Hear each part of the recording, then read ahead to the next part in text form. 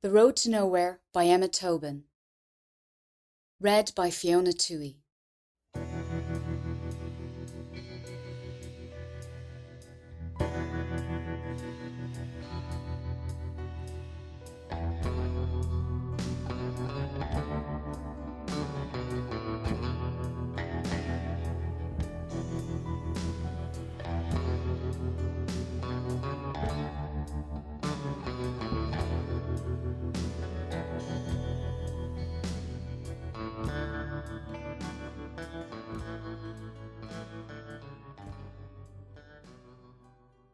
The waitress passes with a pot of cold coffee and I call her back. And to my ears my voice sounds feeble, worn paper thin with weeping. She dumps the charcoal sludge into my chipped cup, smiling transparently. I wrap my thin fingers round it and try to pretend that it's hot. I try to imagine that I'm not sitting in a grubby cafe on the side of a road that never seems to end, freezing my ass off on a hard plastic seat. I pretend that my ribs aren't aching from those dry, tearless sobs. I pretend that the pain will go away.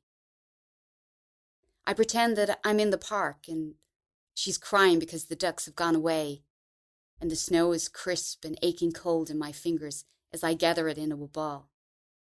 It hits the back of her head, and she turns with her little mouth open in mock horror at my betrayal. Then that pixie-like grin appears and snow war ensues. At the end of that long day, we stumble home and collapse in front of the fire. She gazes, starstruck, into the flames as I make us tea with lots of sugar, and we snuggle and watch a film. I'm her mother, and she's my daughter, and everything is as it should be. I want to raise my voice and shout. Tell them all that if they aren't careful, someday they will sit in cafes on winter nights trying to stop running away.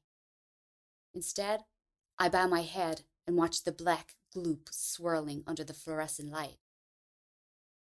A girl nudges the door open with her trainer and my heart stops. I trail my eyes up her slim, girlish thighs to the tank top that doesn't quite cover her stomach, past the push-up bra to the pretty face, framed with inky black hair. But it isn't her. It never is. My child is gone. I watch as the girl sits down and I read the terror in her eyes as they flicker around the room, looking for a kind face.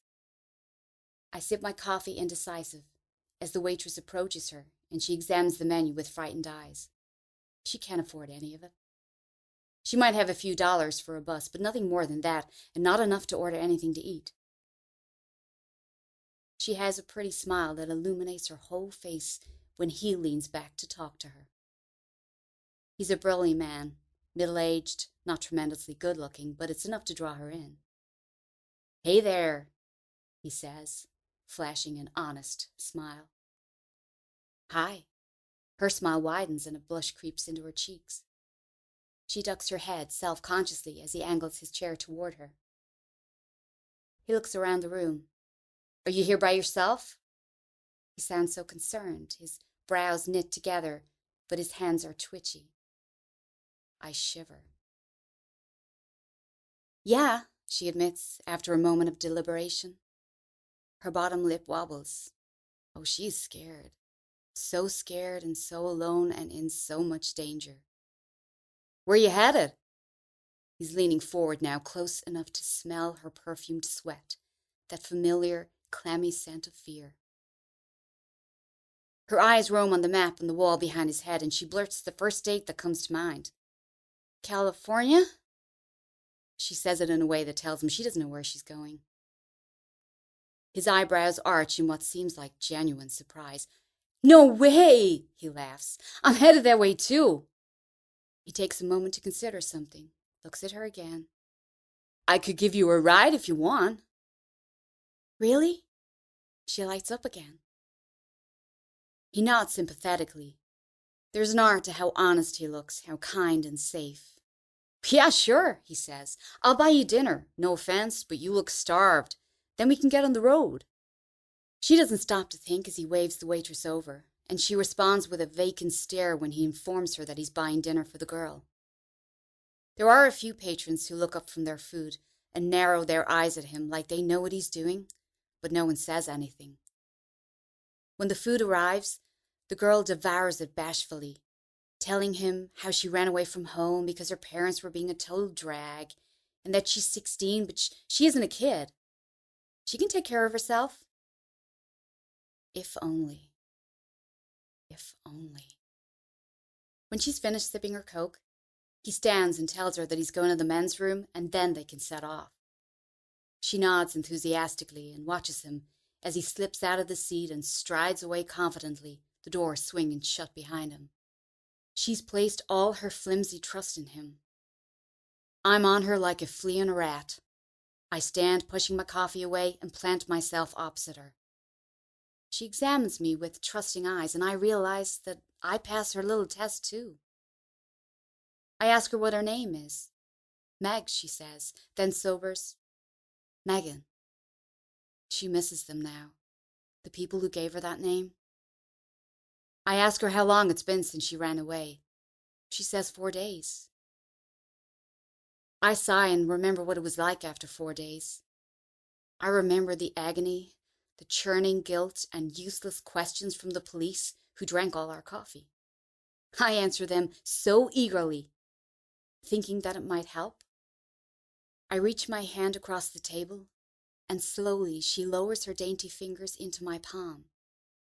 Are you okay? I ask, and she shakes her head, and suddenly she's crying. I wave her around the table and she sits down next to me. I put my arms around her. A few moments later, he returns, and I can see the alarm in his eyes when he sees her with me. Are you coming or not? He asks. He's aggressive now. She's too choked to speak, so I answer for her. No, she's staying right here. He's agitated. She said she was coming with me. I got a ride for her, and a lot of guys would do that. I smile without mirth. And I'm sure her parents would thank you if they were here, but I'm bringing her home now. So you get off. I wave at him to leave.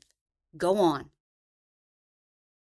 He leaves, and she turns around to look at me. He seemed all right, she said, an echo of that misguided hope still in her voice. I stare out the rain-streaked window at his shape, swaggering away. They all do, I mutter, not sure if she can hear me. I shake my head and hug her closer. No, honey. I make an effort to brighten my voice. He was nothing but bad. I'm telling you, if you'd gone with him, that would have been the last time you were ever seen, at least alive. She's scared and starts crying again, and everyone is looking at me now. They're smiling at me, at one another.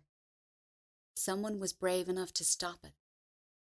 They're happy for her and for me, but I know that if I'd been somewhere else on this endless road, they would have just sat there and watched her leave with him. How do you know? She asks eventually. My breath is shaky as I let it out. Well, sweetie, I know because no one stopped my daughter when a nice guy wanted to do her a favor. She was like you. I'm sure he seemed nice too, but he did some bad things to her before he left her dead on the side of the road. That's how I know. We put our arms around each other and we cried. Hers were tears of relief, and mine were tears of regret. That no one had stepped in to save my beautiful daughter, and that I wasn't there for her when she died. The Road to Nowhere by Tobin. Read by Fiona Tuohy.